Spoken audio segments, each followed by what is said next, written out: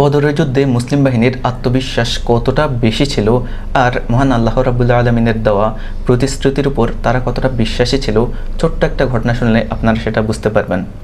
প্রাচীনকালে যেসব যুদ্ধ হতো অর্থাৎ তরবারের যুদ্ধ, সেসব যুদ্ধে এইরকম একটা রেওয়াজ ছিল যে যখন যুদ্ধের ময়দানে দুই পক্ষ যখন মুখোমুখি অবস্থান করত, তখন এক পক্ষের একজন সেনাপ্রধান ঘোড়ায় চড়ে অন্য পক্ষের সকল সেনাবাহিনীর চারপাশ ঘুরে আসতো,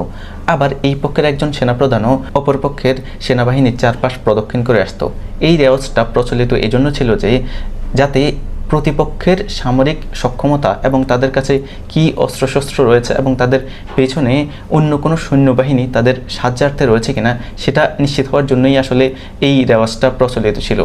তো এই রেওয়াজের অংশ হিসাবে বদরের যুদ্ধে যখন মুসলিম বাহিনী এবং মুশরিক বাহিনী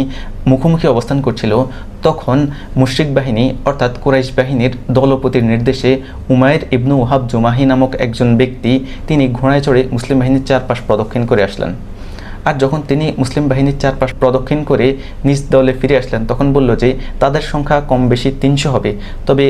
আমাকে যদি আরেকটু সময় দাও তাহলে আমি আরও ভালোভাবে তাদের সার্বিক অবস্থা এবং তাদের পিছনে অন্য কোনো সাহায্যকারী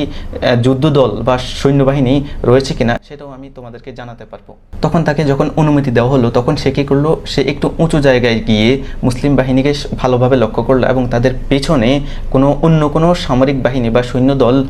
মুসলিম বাহিনীর সাহায্যার্থে রয়েছে কিনা সেটাও ভালোভাবে লক্ষ্য করলো এবং তাদের কাছে অর্থাৎ মুসলিম বাহিনীর কাছে কি কি অস্ত্রশস্ত্র রয়েছে সেটা ভালোভাবে দেখে সদলে ফিরে সে বলল যে তাদের পিছনে অন্য কোনো সাহায্যকারী দল নেই আর তাদের প্রত্যেকের কাছে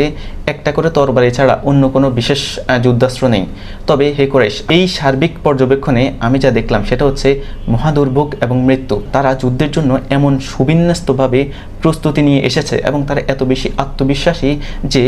আমাদের একটি প্রাণের বিনিময় ছাড়া আমরা কখনো তাদের একটি প্রাণ নাশ করতে পারবো না।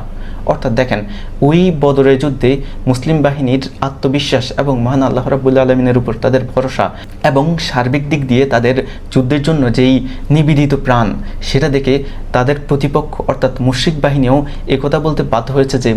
মুসলিম বাহিনী খুব বেশি আত্মবিশ্বাসী এবং তাদের মনোবল অনেক শক্ত। তো এই ঘটনা দেখে আসলে আমরা বলতে পারি যে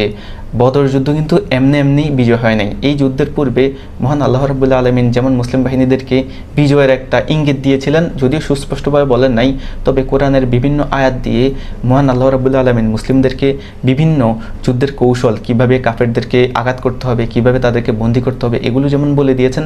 এগুলো এবং মুসলিম বাহিনীদেরকে পরোক্ষভাবে যুদ্ধে বিজয়ের একটা আশা দেখিয়েছিলেন, যার জন্য বদরের যুদ্ধে মুসলিম বাহিনী এত বেশি আত্মবিশ্বাসী ছিল এবং এত বেশি নিবেদিত প্রাণ ছিল।